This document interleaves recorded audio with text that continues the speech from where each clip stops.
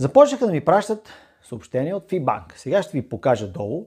Искам в коментарите ми напишете, вие получавали ли сте такива неща, колко се може на повече хора да изпратите това видео, за да можем да ги предупредим и да бъдат много внимателни.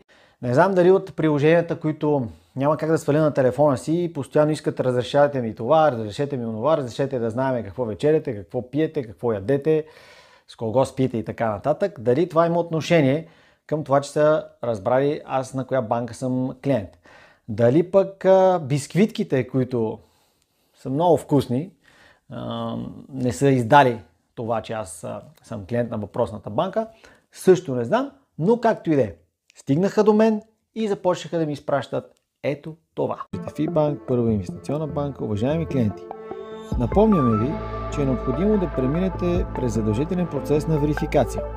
Моля, влезте в своя онлайн профил и следвайте инструкциите на следния линк. За да завършите проверката, моля, използвайте следния линк. Ето тук, ако цъкна, кой знае къде ще ме отведе, какви неща ще иска да натисна и в какви неприятности ще се запъркам. Отиваме на детайли и виждаме откъде е изпратено. Automaticka.sprava maimunka.mal.sk. Ето го къде е проблема.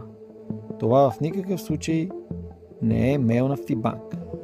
.sk вероятно е някъде от Словакия.